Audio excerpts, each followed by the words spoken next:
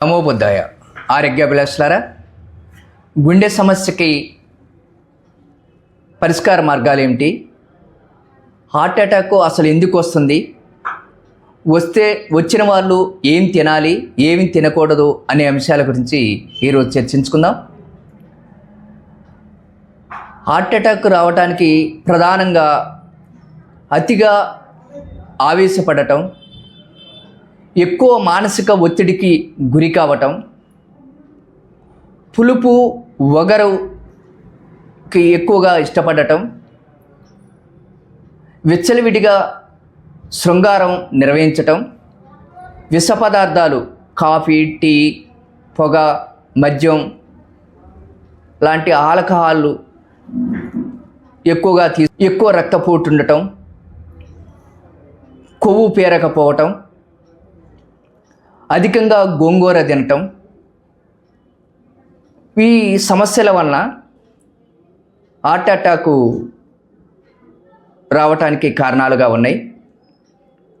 ఈ వచ్చిన వాళ్ళు ఏం తినవచ్చు, ఏం తినకూడదు అనే విషయాలను కూడా మనం చర్చించినప్పుడు తినాల్సినటువంటి ఆహార పదార్థాలు: ముడిబియ్యం తినాలి, కందికట్టు, పెసరకట్టు, ఉలవకట్టు, బీరకాయ, సొరకాయ, కాకరకాయ, క్యాబేజీ, టమాటా, లేత ముల్లంగి, పొట్లకాయ, లేత అరటికాయ, పొనగంటి కూర, పెరుగు తోటకూర, మెంతుకూర, సొరకాయ, దోసకాయ, కూరగాయలకు సంబంధించి ఇవి తినాలి.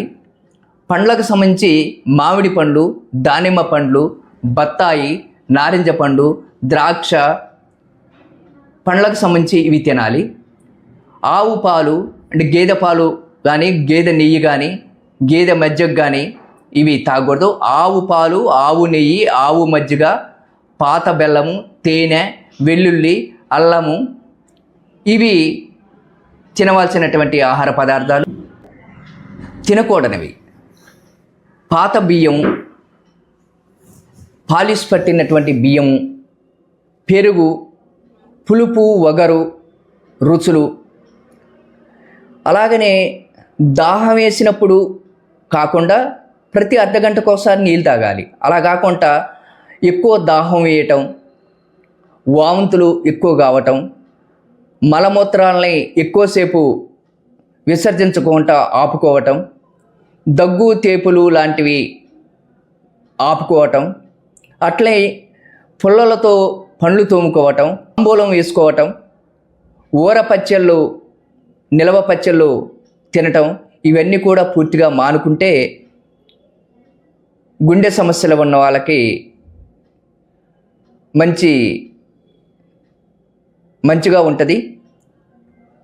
ఇవి గుండె సమస్యలు ఉన్న వాళ్ళకి మరింత మెరుగైన చికిత్స కోసం, మెరుగైనటువంటి ఆహార పద్ధతుల కోసం హైదరాబాదులోని మా సిద్ధార్థ ఆరోగ్య కేంద్రాన్ని సందర్శించినట్టయితే పూర్తి స్థాయి చికిత్స ఆహార పద్ధతుల్ని అందించడం జరిగింది.